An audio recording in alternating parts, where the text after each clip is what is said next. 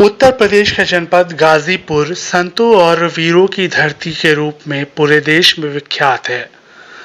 गाजीपुर की माटी में एक लाल ऐसा भी हुआ जिसने मातृभूमि की आज़ादी के लिए जंगे मैदान में बहादुरी दिखाया तो अभिनय के क्षेत्र में भी अपनी बहुमुखी प्रतिभा का प्रदर्शन करते हुए रंगमंच पर अपनी अमिट छाप छोड़ी।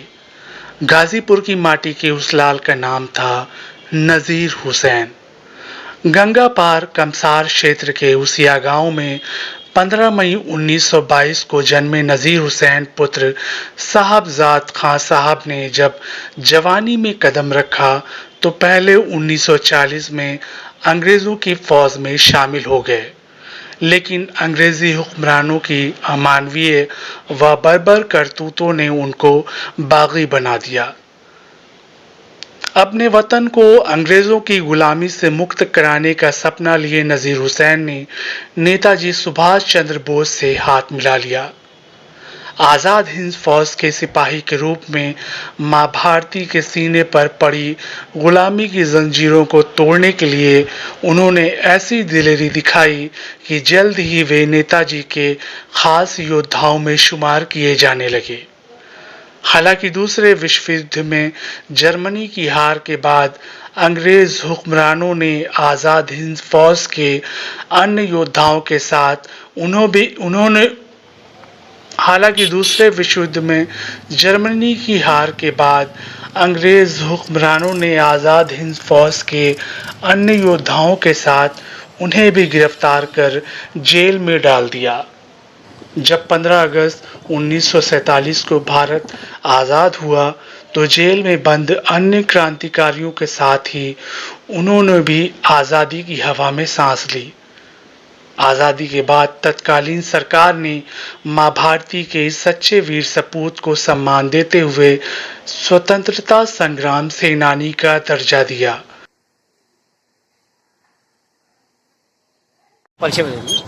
मेरा नाम शम्स तबरेज खान है और मैं उसिया गांव का ग्राम प्रधान हूँ। आज नाज़िर हुसैन साहब की 100वीं जयंती मनाई जा रही है, क्या कहना चाहेंगे आप?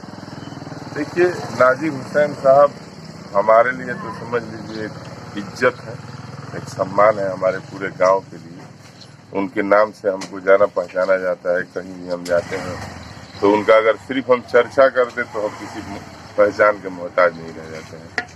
वो हमारे गांव के लिए इज्जत है। और रही बात, देखिए, वो भोजपुरी फिल्म के जनक थे और वो किसी नाम और इज्जत के मोहताज नहीं है।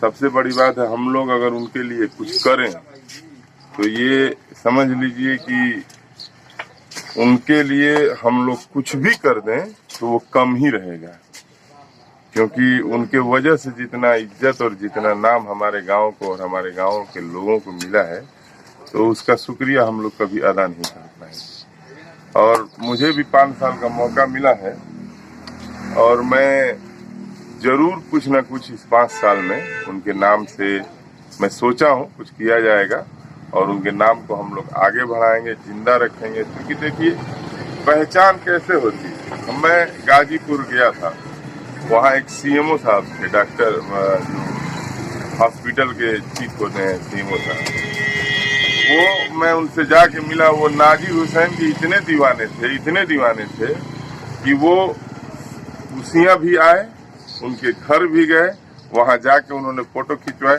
तो इससे पता चलता है कि बाहर के लोगों में उनकी क्या इज्जत है, क्या कीमत है। चाहे हम लोग इसको समझें या न समझें, लेकिन हम लोगों को भी समझना चाहिए और उनकी इज्जत को और आगे बढ़ाना चाहिए, उनको कुछ करना चाहिए उनके लिए। और मैं चाहूँगा दिल से कि एक अच्छी याद, जो उनकी अच्छी यादें हैं, उनको समेटा जाए और उनको आगे बढ़ाने का काम किया जाए। सर, अपना परिचय दे दीजिए। जी, मैं कुंवर मोहम्मद नसीम रजा खान, अल दीनदार शमसी म्यूजियम एंड रिसर्च सेंटर का मैं क्यूरेटर हूँ। आज नाज़िर हुसैन साहब का 100वीं जयंती मनाई जा रही है, आप उस मौके पर चौखट प्रणाम का कार्यक्रम किया था, क्या उद्देश्य है?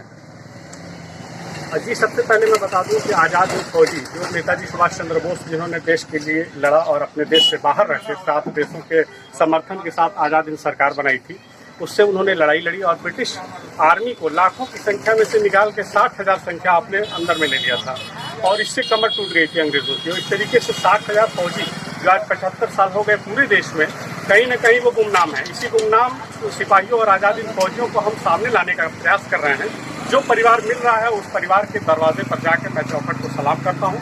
तो इस तरीके से वो सामने लाना चाहता हूँ। आज इसी कड़ी में एक बहुत अच्छी बात बता दूं कि आज सभी जयंती यानी 15 मई 2022 है, जो 1922 में पैदा हुए स्वर्गीय नजीर हुसैन साहब, जो रियल लाइफ से लेकर रियल लाइफ तक के हीरो थे। यानी रियल लाइफ इसलिए कि वो फिल्मी दुनिया में आए, इससे पहले आज़ाद हिंद फौजी थे और नेताजी सुभाष चंद्र बोस के विश्वास पात्र सैनिकों में थे और मेजर रैंक पर भी वो थे। जैसा कि उन्होंने अपनी फिल्म आँखें में 1968 की फिल्म आँखें में भी उन्होंने अपने आप को बताया कि मैं मेजर था और सिंगापुर के जंगलों में रहा।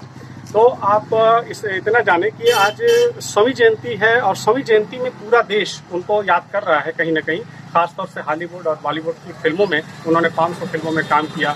भोजपुरी फिल्मों के वो पितामह कहे जाते हैं, यानी वो जनक थे। सबसे पहले 1962 में राजेंद्र प्रसाद जो प्रेसिडेंट ऑफ इंडिया थे, उनके कहने पर, क्योंकि वो भी भोजपुरी क्षेत्र से आते थे, तो उन्होंने भोजपुरी फिल्म के लिए आग्रह किया कि भोजपुरी में भी फिल्में बननी चाहिए।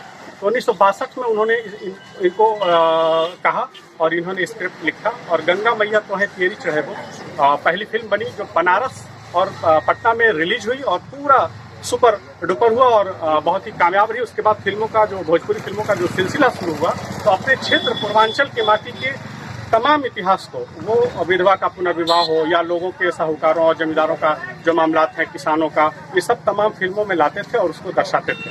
इस तरीके से वो गांव की मिट्टी से जुड़े थे। और सबसे अहम बात बता दिया जाए कि वो आज़ाद हिंद फौजी नेताजी के साथ थे। 1944 से पहले वो जो है फौज से जब निकले और उसके बाद जो है उनको तमाम फौजियों को फांसी की सजा हो गई थी। यहाँ से दिल्ली ले जाके लाल किला में कैद किया गया था।